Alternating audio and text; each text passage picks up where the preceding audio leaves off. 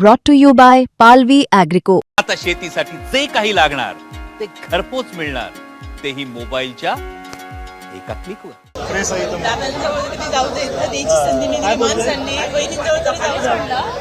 याच्यावरनं समजून घ्या की एखाद्या नेत्याला जर आमदारांपासूनच लांब काही लोक ठेवत असतील, ते 4 लोक ठेवत असतील, तर मग बाकीच्यांचं काय?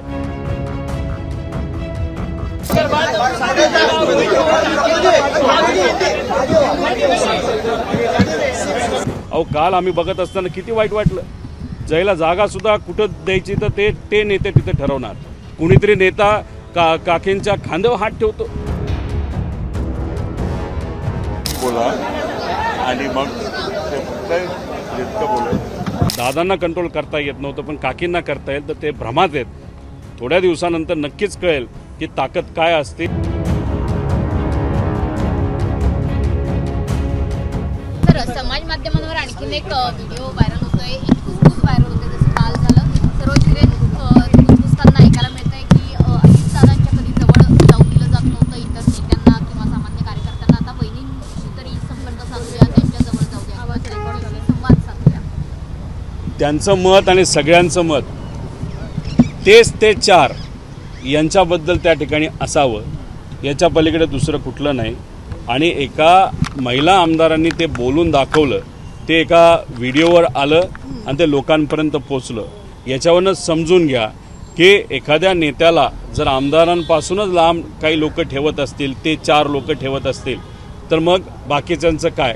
तरी दादा हे दादा असल्यामुळे त्या गोष्टी तशा होऊन देत नव्हते.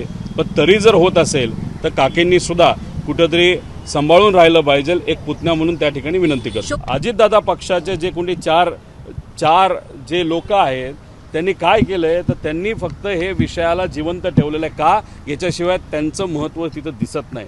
मला फक्त या नेत्यांना एवढंच सांगायचं, राजकारण तुम्ही करा, आम्ही आमच्या लेवलला करू, पण आत्ता राजकारणाची वेळ नाही.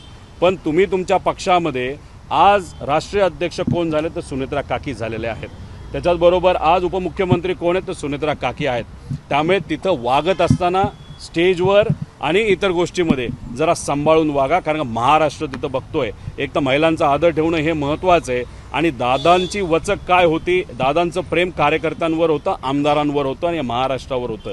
पण या जे काय 4 नेते आहेत त्यांचा वचक तर नक्कीच दादांचा तिथं होता. अहो, काल आम्ही बघत असताना किती वाईट वाटलं. जायला जागा सुद्धा कुठं द्यायची तर ते नेते तिथे ठरवणार.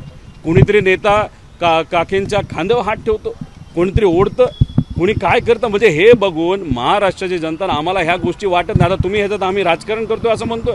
तुम्ही राजकारणाचा मुद्दा काढला म्हणून आता आम्ही भावनिक मुद्दा काढतो. त्यामुळे आमच्या काकींचा जो आदर आहे, कारण काकी मोठ्या नेत्या आहेत, त्या नक्कीच खूप चांगलं काम, अजितदादांचं काम सारखं काम करतील असा आम्हाला विश्वास आहे. सुनेत्रा काकी या सक्षम महिला आहेत, पवार परिवाराच्या एक घटक आहेत.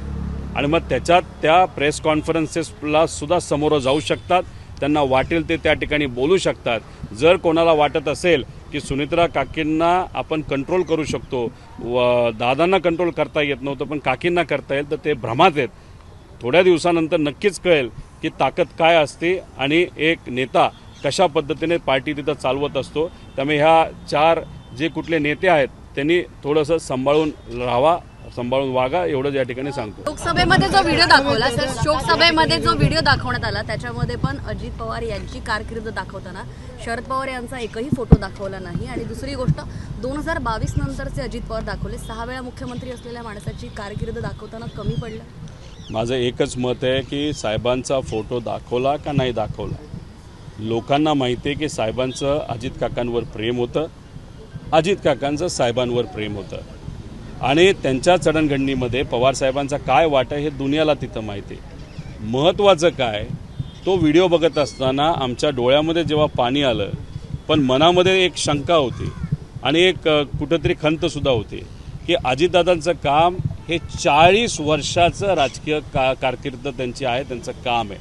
पण दाखवत असताना जेव्हा कॅश बॉक्सच्या पद्धतीने फक्त 2 वर्षाचाच विषय त्या ठिकाणी दाखवला, पण त्यांचं बाकीचं जे काम आहे, जेव्हा 85 सालापासूनचं जे असेल ना, तर त्याच्या आधीपासूनचं असेल, जर तुम्हाला कोऑपरेटिव्ह मुवमेंटपासून बघायचं असेल, त्या गोष्टी दाखवल्या नाही.